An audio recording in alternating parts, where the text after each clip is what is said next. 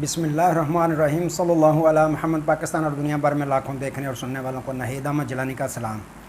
नाजरीन, आपको जिलानी जी YouTube channel और फेसबुक पेज पर खुशामदीद। उम्मीद करता हूँ आप जहाँ कहीं भी होंगे अपने अहल खाना समेत बाखरियत होंगे, खुश भी होंगे और महफूज भी। नाज़रीन इकराम, अपनी गुफ्तगू का आगाज़ करने से पहले तमाम ख़वातीन व हज़रात से ये गुजारिश है जो हमारे चैनल पे भी नए हैं वो जिलानी जी चैनल सब्सक्राइब फरमा लें ताकि रोज़ाना आप तक हमारी नई वीडियोज़ आसानी के साथ पहुँच सकें। बिला तहीर अपनी गुफ्तगू का आगाज़ करता हूँ। कप्तान के साथ इस्टेब्लिशमेंट की सुलह की कोशिशें तेज़ और नवाज़ शरीफ साहब को कोरा जवाब मिल गया और ग्रैंड ऑपरेशन तेज़ कर दिया गया। इन तमाम इश्यूज़ पे मैंने बात करनी है।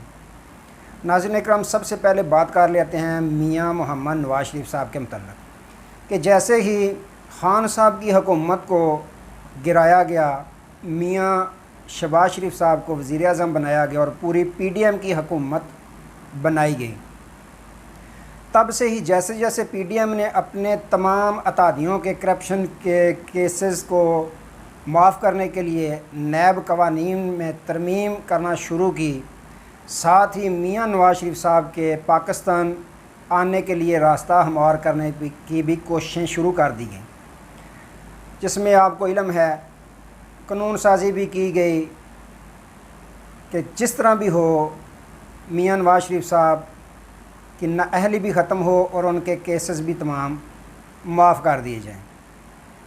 और मियां साहब बार बार पाकिस्तान आने की अनाउंसमेंट करते रहे, मैं फ़लाँ माह की 15 को आ रहा हूँ, मैं फ़लाँ की 10 को आ रहा हूँ। और जैसे जैसे रास्ता हमवार होने के चांस ख़त्म होते गए, मियां नवाज़ शरीफ साहब वैसे वैसे अगले माह की तारीख़ देते रहे। अब नाज़रीन इकराम, अंदर की ख़बर ये है, ज़रा ये ख़बर देते हैं कि मियां नवाज़ शरीफ साहब की बाकायदा खुफिया मुलाकात मीटिंग जो इस वक्त निगरान वज़ीर आला हैं मोहसिन नकवी साहब, उनके साथ भी हुई है, जिसमें मोहसिन नकवी साहब को मियां नवाज़ शरीफ साहब ने बाकायदा ये फरमाया कि मैं पाकिस्तान जब आऊँ, एक तो मेरा प्रोटोकॉल मुझे मिलना चाहिए, मेरा इस्तकबाल भरपूर अंदाज से होना चाहिए। दूसरा ये है कि मैं रायवेंड अपने घर सीधा जाऊँ, जेल में मैंने नहीं जाना। लेकिन आगे से मोहसिन नकवी साहब ने ये फरमाया कि आपको मियां साहब पहले जेल में जाना पड़ेगा, चंद दिन तक आपको जेल में रहना पड़ेगा, उसके बाद आपके वकाला की टीम दोबारा आपकी ज़मानत की दरख्वास्त दायर करेगी, जिसके बाद आपको ज़मानत मिल जाएगी और आपके केसेस जो हैं वो आस्ता आस्ता ख़त्म कर दिए जाएंगे। लेकिन नाज़रीन इकराम, ये तमाम खुफिया मुलाकातें कोशिशें करने के बाद जब ताकतवर हलकों ने ये देखा कि किसी भी तरीके से हम इमरान खान की मकबूलियत कम नहीं कर पा रहे, 200 से ज़्यादा उन पर केसेस भी कर लिए, फिर जब भी इलेक्शन होता है, ज़मनी इलेक्शन होता है, तो उसका जब रिज़ल्ट निकलता है शाम को, तो फिर वही रिज़ल्ट होता है कि पहले की निस्बत से भी ज़्यादा पाकिस्तान तहरीके इंसाफ का उम्मीदवार जो है भारी अक्सरियत से कामयाब हो जाता है। ये तमाम सूरत हाल को नाज़रीन इकराम ताकतवर हलकों ने जब देखा, तो उसके बाद कि खान साहब की मकबूलियत हम किसी भी तरीके से कम नहीं कर सके, लिहाजा मियां साहब के नखरे भी बढ़ते जा रहे हैं, उनकी फरमाइशें भी बढ़ती जा रही हैं। इसके बाद फ़ैसला ये किया गया कि मियां साहब को कोरा जवाब कि मियां साहब, हम खान साहब की मकबूलियत को कम नहीं कर पा रहे और आप भी बज़िद हैं कि मैंने जेल में नहीं जाना, मैंने सीधा रायवेंड घर जाना है। एक तरफ आने वाली जो निगरान हुकूमत है उसने और साथ ही इस्टेब्लिशमेंट ने ये ऐलान कर दिया कि हम करप्शन के ख़िलाफ़ नो टॉलरेंस पे काम करेंगे। तो जब अगर एक तरफ ऐलान कर दिया गया, दूसरी तरफ खान साहब, दूसरी तरफ मियां नवाज़ शरीफ साहब को मुकम्मल उनके केसेस ख़त्म हो जाएं, तो ये खुला तज़ाद हो जाएगा। इसलिए नाज़रीन इकराम, इस्टेब्लिशमेंट ने, ताकतवर हलकों ने अब मियां नवाज़ शरीफ साहब को कोरा जवाब दे दिया है कि हम माज़रत हाँ हैं, हम आपको पाकिस्तान आने की इजाज़त नहीं दे सकते। तो नाज़रीन इकराम, मियां साहब को कोरा जवाब मिल चुका है, उनकी मुकम्मल उनको सुरख बत्ती दिखा दी गई है।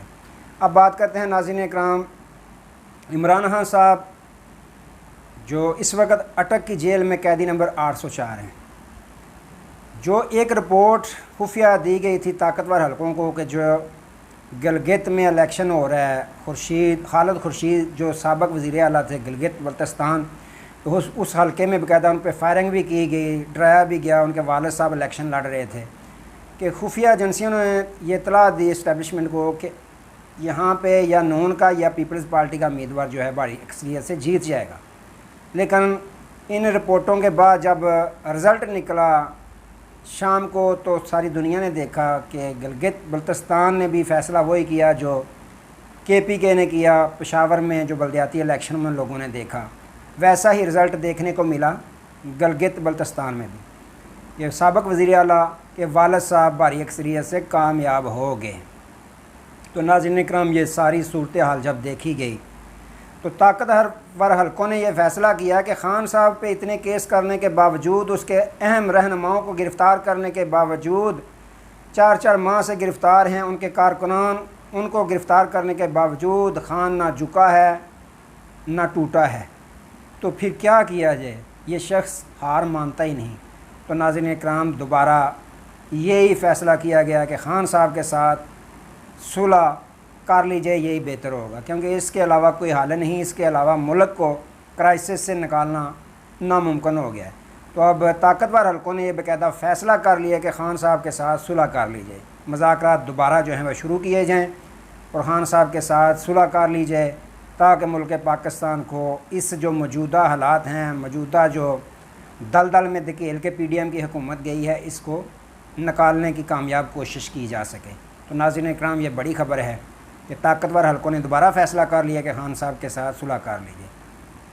इसके अलावा नाज़रीन इकराम, जो ग्रैंड ऑपरेशन का ऐलान किया हुआ है आर्मी चीफ साहब ने, उस पर अब PDM क्या बल्कि बहुत जो बड़े बड़े लुटेरे कारोबारी थे उनकी चीखें निकलना शुरू हो गई हैं।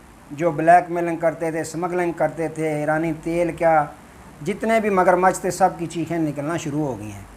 अगर उन्होंने दयानतदारी के साथ ग्रैंड ऑपरेशन जो है वो कर दिया, इसमें कामयाब हो गए, तो मुल्क पाकिस्तान इंशाल्लाह तरक्की भी करेगा और इन चोरों, डाकुओं, लटेरों, स्मगलरों, इनसे पाकिस्तान महफूज भी हो जाएगा। तो नाज़रीन इकराम, इसको बहुत ज़्यादा लोगों ने सराहना शुरू कर दिया है। लोग इसको अप्रिशिएट कर रहे हैं कि आर्मी चीफ़ की हिमायत में सोशल मीडिया पे लोग बढ़ चढ़ कर ये पोस्टिंग कर रहे हैं कि आप इलेक्शन को फ़िलवक़्त बेशक ना करवाएं, लेकिन मुल्क को एक करप्शन से पाक कर दें, हम आपकी आने वाली नस्लों के भी एहसानमंद रहेंगे। तो नाज़रीन इकराम, ये मामला चल रहे हैं। तो दोबारा इंशाअल्लाह नए मौजू के साथ आपकी खिदमत में हाज़िर होंगे। तब तक के लिए इजाज़त दीजिए। अपना बहुत सारा ख्याल रखिएगा और अपने इस चैनल का भी। अल्लाह हाफ़िज़।